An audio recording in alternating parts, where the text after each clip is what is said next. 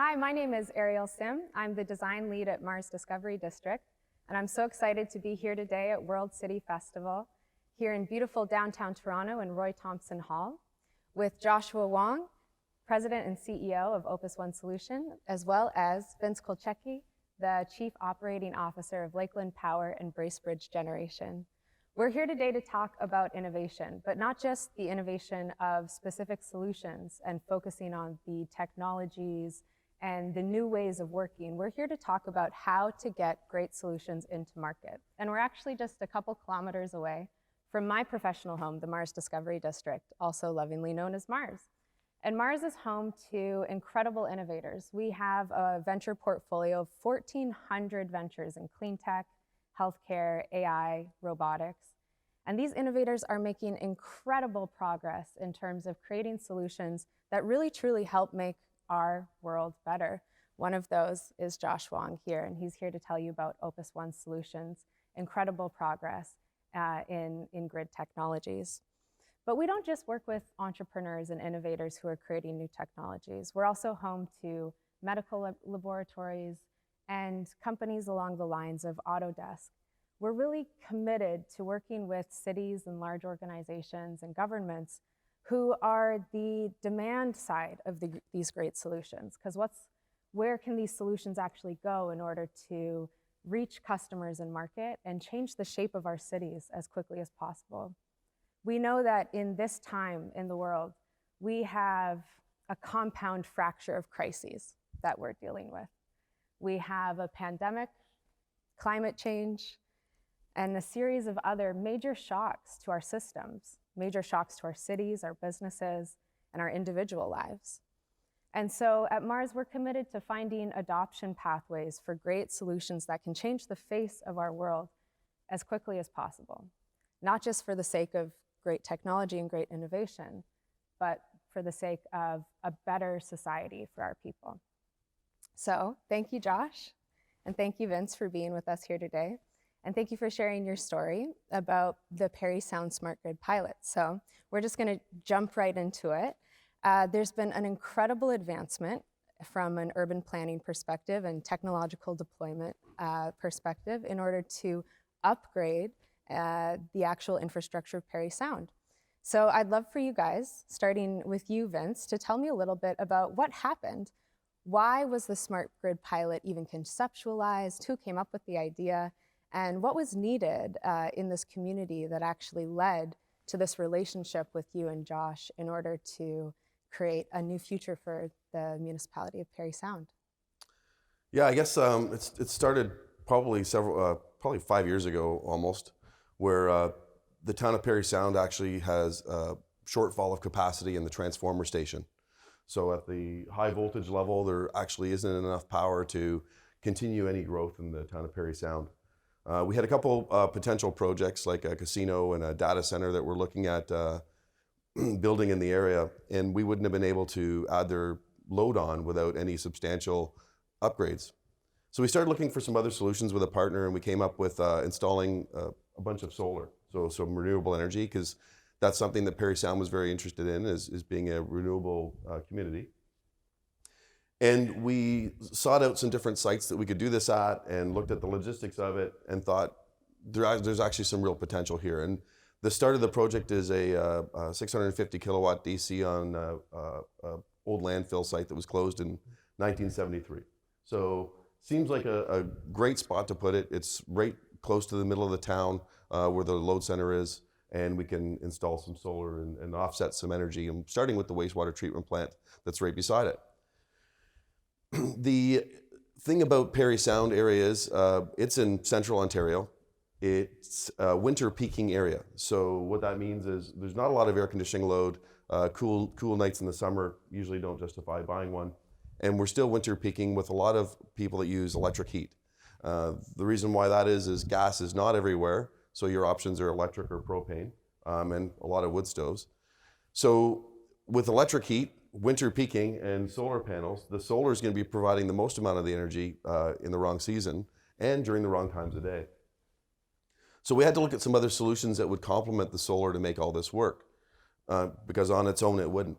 And just adding in some other ideas, we were throwing in ideas like batteries, controlling our hot water tanks. So Lakeland Energy, one of our affiliate companies, it has over 2,000 hot water tanks, equates to over 5 megawatts of load that we can tap into as a demand response. We looked at things like Tesla power walls in homes, and we looked at just any big load that we can control to shift the energy usage around when the energy is either being generated or when it's needed, so that we're not overloading the station, and we can continue to let the town grow. So this seems might sound simple on the onset, but when you're trying to control a few things at the same time, one of them being a local distribution utility, so all the electrical infrastructure in the town that feeds the little houses and businesses, and you want to be able to satisfy the needs of what the supply station is.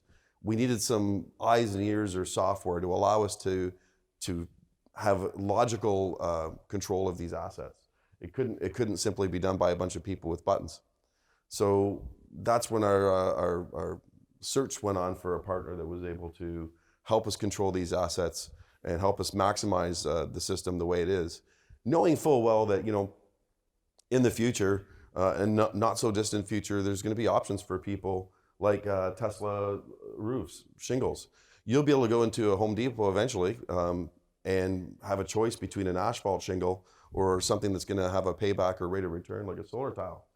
And if you look at an average subdivision where you have, you know, hundreds or even thousands of homes, if a builder or developer put those in place, which is something we'd be encouraging to take the load off, the actual design that we have today doesn't fit.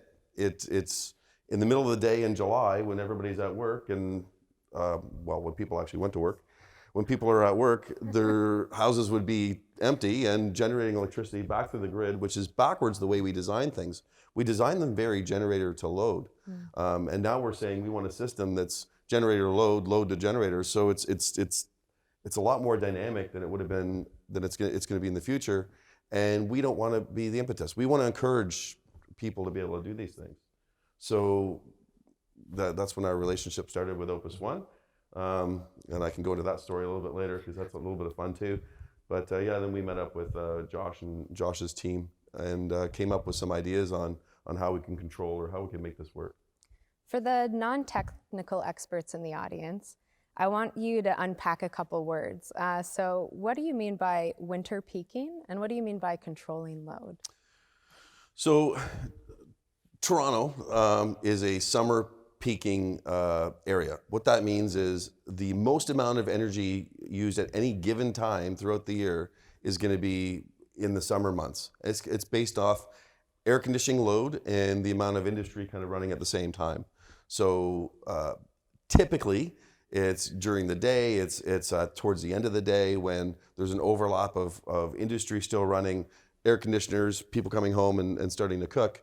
So in that time in the evening, we have had some different peaks in the province over the last couple of years where we had some in September on Sundays. That's not really typical, but again, those were hot days, driving air conditioning load, people possibly cooking at the same time, industry still running, and maximize, and that's when you're hitting your peak. When you start driving, north of Barrie through most of northern Ontario, those would be typically all winter peaking areas. So the amount of air conditioners per capita are way less. Not everybody has air conditioners, but a lot of people have electric heat, especially if they're away from the natural gas lines that are buried. They're either on propane or they're on electric heat. So electric hot water tanks, electric baseboard heaters, electric stoves, and Thanksgiving is probably one of the bigger peaks up in our area because the amount of people that are still up there. And then again in January and February on a cold winter's night when all the heaters are running, that's when we're seeing our peaks in here. Toronto, having a lot of natural gas assets in the GTA, they wouldn't see the same load on the electricity, but their natural gas supplier would probably say that's when their peak is. So that's why Toronto doesn't see the same electrical peak that we do in the wintertime. So the more energy used, the higher the peak. Yes. Makes a ton of sense. And what about controlling load? What does that mean? It means a lot of things. You need a willing host. So you need people that's going to say, yeah, come shut my hot water tank off. That sounds fantastic. And believe it or not, we for part of this project, we sought after 50 on a feeder, and we got 50, no problem. People were volunteering to be part of this project because of the innovation side of it and the coolness of it. And coolness not being the cold water that's going to come out of their taps, because it's not like we're going to shut these tanks off for a day. They're going to be off for cycled periods of time. And a hot water tank is a controllable asset, meaning that it's got storage in there. You heat up 40 gallons of hot water. If you shut that off and nobody's using it, 4 hours later, you still have 40 gallons of hot water, maybe a degree less. If people are using it during that time of day, which is when we might be controlling it, they might feel like they have less capacity. So if there's two teenagers that want to go for, heck, one teenager that wants to go for a shower, they might drain it. But typically they're still gonna have hot water to do dishes, have a quick shower, do what they need to do. And by the time they even notice it's off, it's already reheating again, because we would just be cycling them in banks. So that's a controllable asset. Controlling an electric water heater, or being able to control large compressors or pumps in like hospitals or arenas, those are other items as well that they run on the time that the thermostat or the controller says, but there's a window of time where they could shift that 15 minutes, half an hour, 2 hours, depending on the asset, without any adverse effect to, say, the ice or the heat in a hospital, and still have a good running system. It's just we've shifted it around to not impact our system. Yeah. So these are controllable loads, those and things like the Tesla Powerwalls. There's a bunch of makes of in-home or in-business battery storage as well. And part of this project also has a large-scale battery. It's a 1.25 megawatts, 2.5 megawatt hours, so it means it can run for a couple hours at full capacity or 4 hours at half capacity. And it would allow us to, again, take a load off that feeder and run it as a microgrid, actually, which is a little different. This pilot goes from a really centralized energy management system to a pretty distributed one. Yes, yeah, we're allowing a lot more participation. Like homeowners now can participate in the electricity, and down the road, working with regulators like the Ontario Energy Board or the IESO, Independent Electricity System Operator Ontario, or any of the ones worldwide. You can either generate more electricity at a cost, or you can cut electricity off. Both of them, if you're going to pay someone 10 cents a kilowatt hour to generate it, you could pay someone 10 cents a kilowatt hour not to use it, hypothetically speaking. There's a lot more rules that have to go in place and a lot more checks and balances, but in the end, you either generate it or you cut it. Those are the only two ways of doing it. And certain jurisdictions in the world go through blackouts or brownouts, and Ontario prepares for those situations. So they have schedules in place, and they do practice runs of voltage reduction and stuff in case they ever get in a situation where they need to. But thankfully, it's managed really well, and then we don't get ourselves in those situations. But they do have plans in place in case there is shortfalls. Those assets that play in that market are very large, and they're very expensive to put in, hypothetically, or they're part of a big manufacturing facility that has an impact on their output potentially. Allowing us to play in smaller players means there's already assets out there. We just need to control them. And some of the challenges are going to be things like, how do you control it? Do you use a Wi-Fi signal? Is there cybersecurity? There's all these other things that come into place? Is it going to impact the resident or the person that's letting you do this negatively or positively? So there's a lot of things you have to look at, from the social side to the practical side, on making all this work. But yeah, we've been stepping through that one step at a time. And that's kind of where Josh, Opus One Solutions comes in, isn't it? So tell us a bit about how you guys found each other and how Lakeland decided that Opus One Solutions was the right partner to execute on this smart pilot grid together. Yeah, so I'm still talking. So when we got this idea of the solar, and the solars looks good, it created all these extra problems. So we listed all the problems, and me and a teammate went down to Mars and said, we need your help meeting somebody. We need to find somebody that can help us do this and integrate these assets, because that's not us. We can install the solar and we can install a controller, but we don't have the systems or software solutions or manpower in place to design a system to be able to control this. So Mars helped us out, and the funny side about all this is they paired us up with a Toronto-based company, Opus One Solutions, and there's no way you can meet these people. Josh and his team are busy, and where are they? Oh, they're in India today. They're in England tomorrow. They're pretty busy people. So we ended up meeting up in Texas, San Antonio, Texas, at a Distributech conference, and they arranged to have me meet them for dinner at a restaurant, which is great. And I got to sit beside Josh and across from some other people in the company. And it was a great introduction. We had a little discussion on what we wanted to do, and it was the coolest little dinner ever. I sat beside Josh for an appetizer, and then I thought all night I'm going to be speaking to Josh, which is great, but you don't get to meet the rest of the team. And after appetizer, before dinner, all the Opus One team move around, so you actually get to meet some of the technical people, some of the sales people. You get to meet all these different people. So, and again, moving for dessert. And everyone thought it was the coolest except for the waitresses, who found it a little less entertaining when they tried to deliver the plate of food. But no, it was a great time. And then I got to meet one of the keys at Opus One, Cedric, who spent time with me whiteboarding all this. And he was as excited as I was, which made me feel really good, and then got the rest of the team excited in the project. So I got to meet, Harry and Cedric and Hisham, and it's just a great team that I've got to work with over the last while, learning more about them and their lives, as well as learning about this project and how we're going to make all this happen. So. Sounds great. It sounds like you guys were able to overcome the age-old time constraint of being able to be in the same room to chat through these important questions. And so, Josh, how did this kind of come into your world? How did you guys find each other? Yeah, perfect. I think Vince couldn't have said it better. But Mars, thank you very much for being the matchmaker and connecting us with both innovation and application. But if we rewind back to the beginning, Opus One we have always been committed towards working with utilities in this path of the energy transition, right?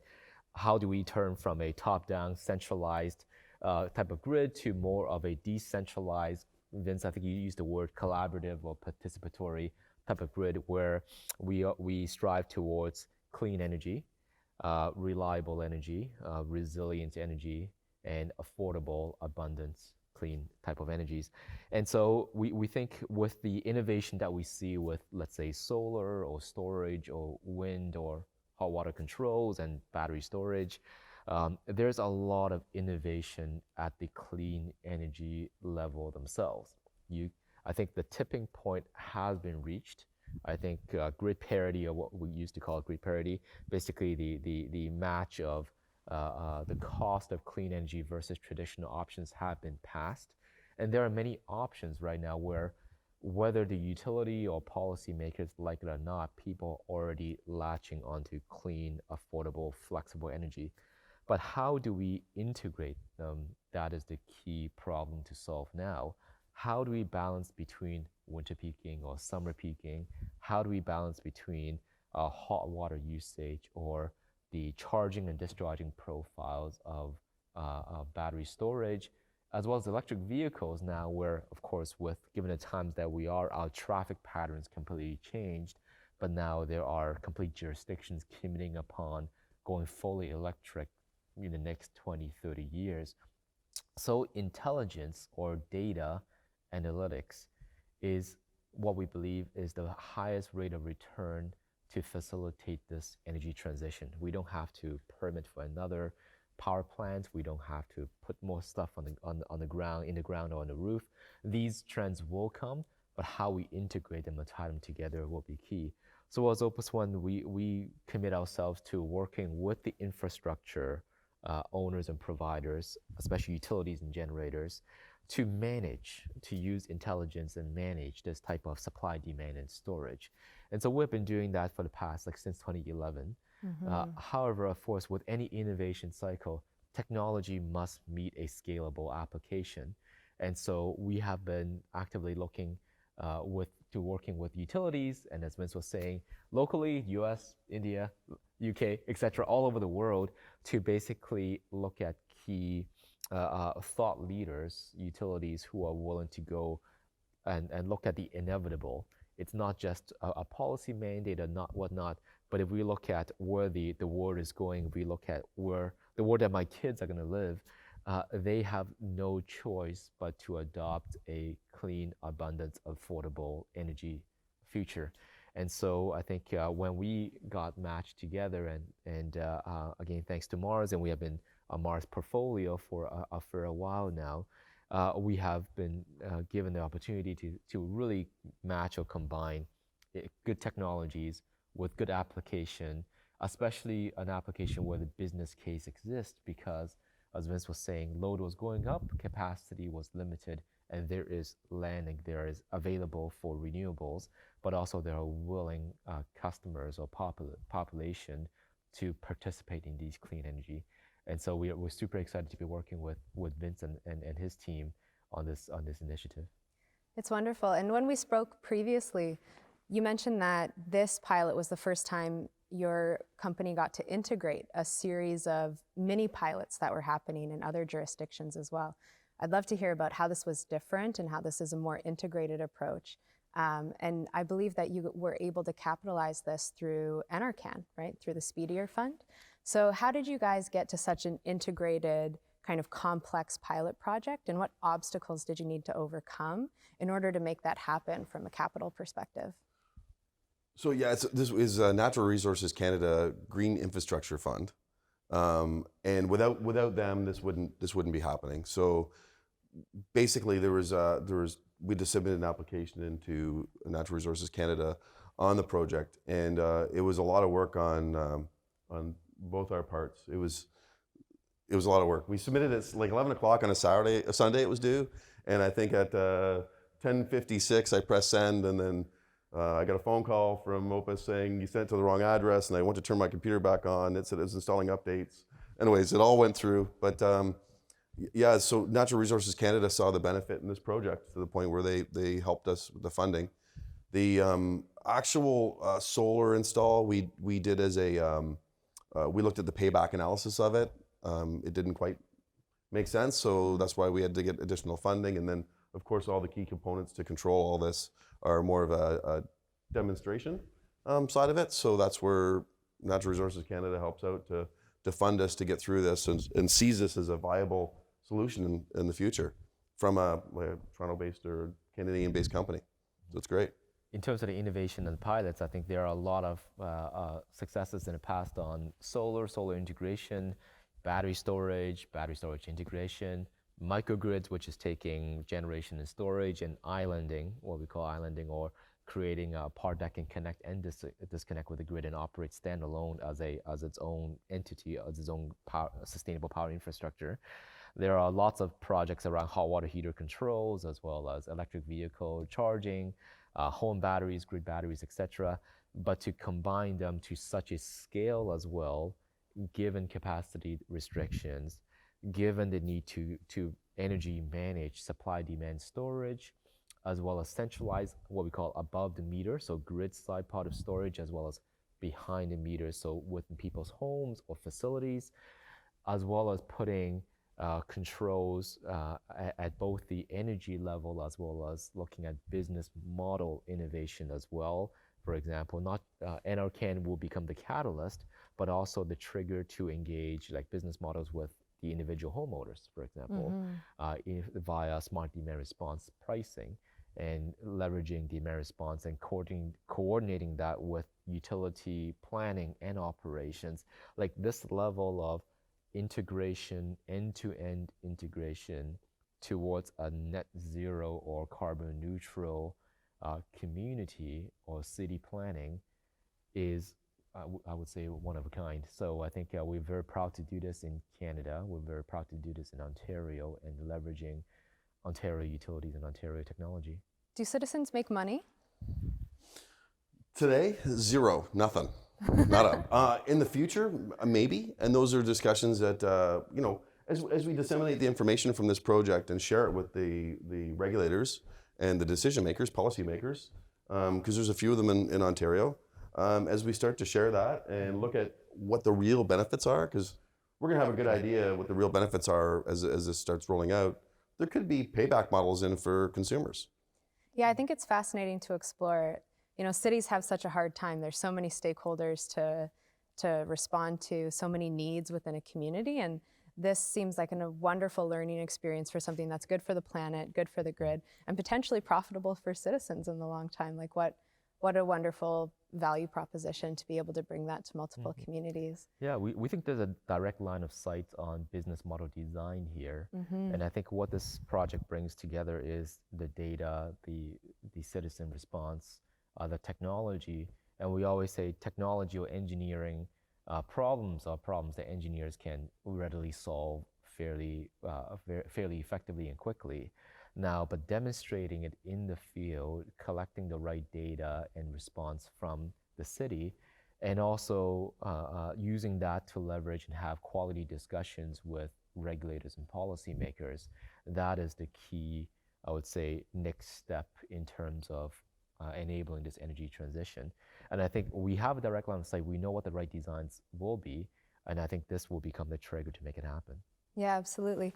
In our pre-meeting, I asked you guys, what did you learn through this pilot, and what advice would you give to folks that are seeking to forge a similar partnership? And I think these folks are such incredible pioneers in this space, really kind of experimenting with these models and these ways of bringing value to our cities and our communities in ways that really break the mold of status quo, at least here in Canada, right? And you responded, you said, it's important to train engineers to be able to articulate thoughts to a general person, and I thought that was great.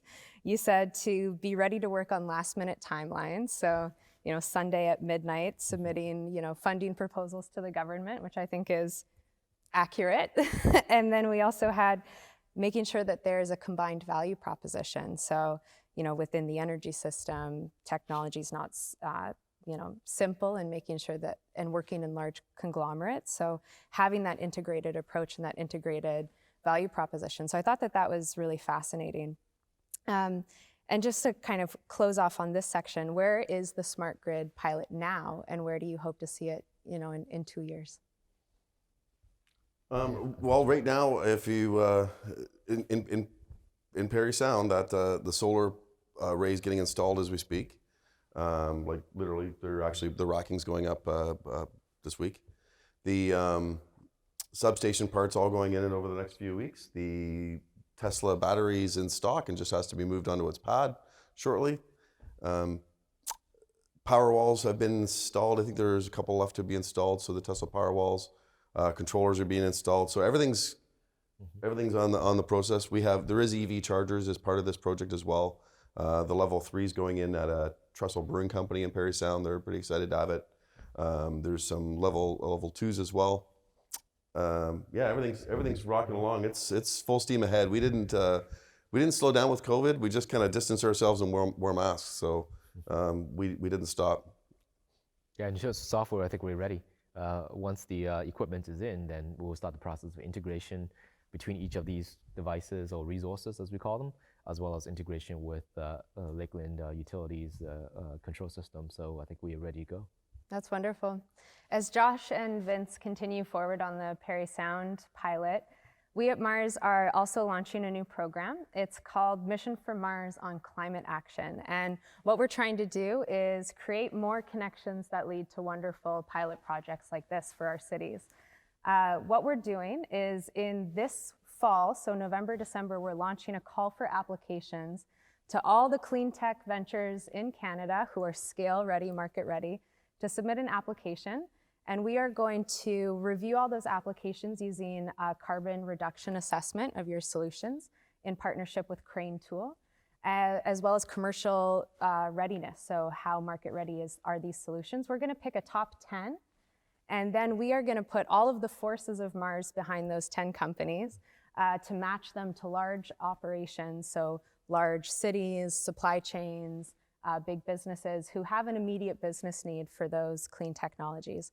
Because again, just like Josh and Vince, technology is only as good as the need that it serves. And so we're really looking to matchmake and accelerate adoption pathways for these incredible clean tech companies that we have here in Canada. I think something that we don't talk about enough is that Canada is actually the 4th worst emitter per capita in the world. So we really have a carbon usage issue here in Canada. But we have a huge step ahead. The clean tech industry is estimated at about 2.2 trillion. And we, in the 100 top global clean tech companies that's announced every year, Canada actually had 12 out of 100 in 2020. So that's 12%. That's way more way more than we should have it as a country in that list.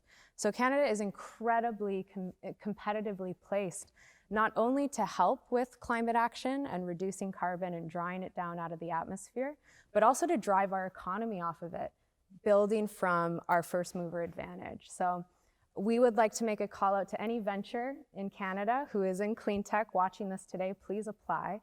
But also, if you are a city, a large business, a municipality, or even a provincial government, and you're looking to get connected to wonderful ventures like Vince, or veterans and operators, great innovators like Josh, and wonderful operators like Vince, to just reach out to us. We'd love to facilitate these.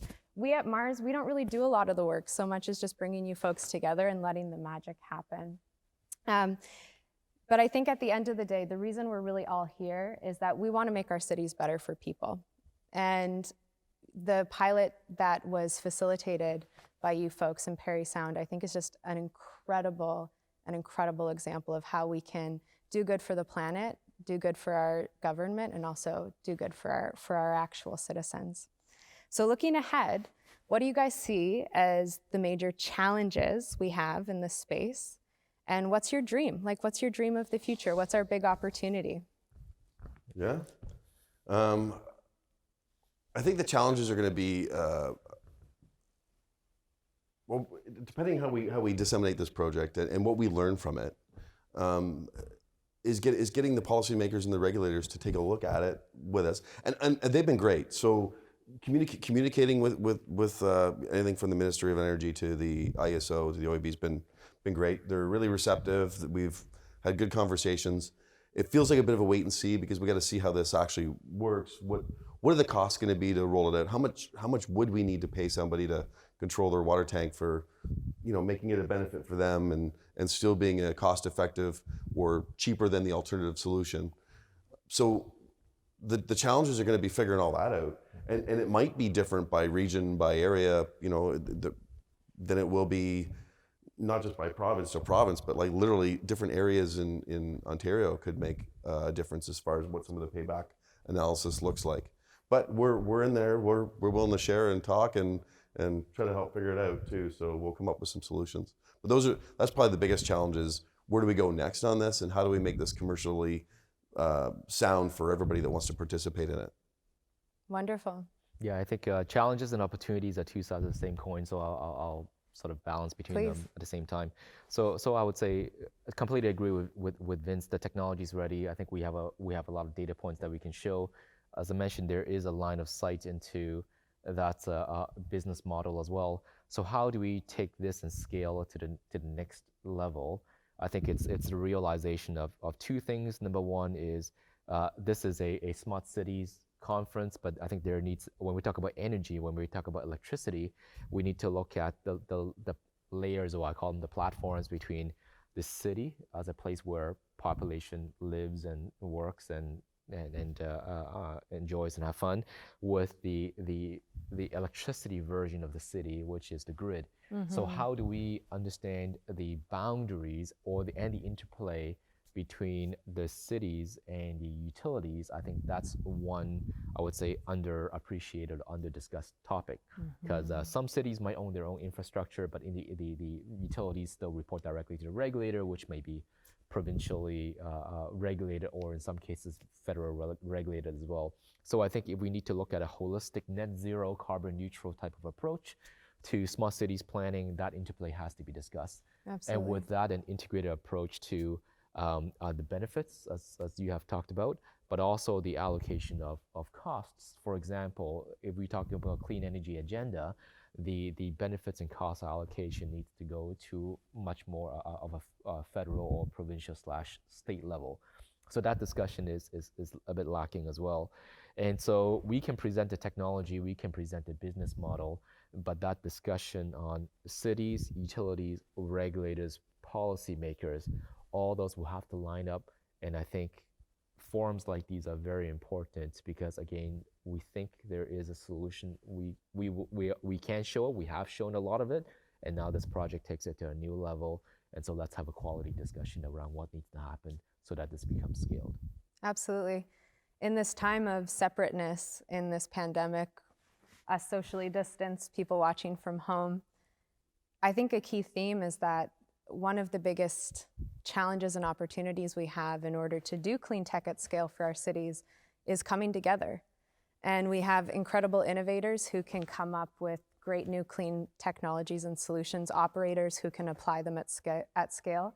But in the viewers who are watching today, we also have incredible policy innovators who can remove the policy barriers, because implementing new technologies does require us to approach regulation differently, does require us to see the way that our city operates from a slightly different perspective, and to adapt the systems, just like we're innovating the technologies themselves, to innovate the underlayers of how we govern and how we engage our citizens and our companies for the greater good of our cities. So thank you so much for sharing your stories with us today. Thank you for sharing it with World City. We're so excited to be here. And from Toronto to the rest of the world, may the force be with us all in this time and to infinity and beyond.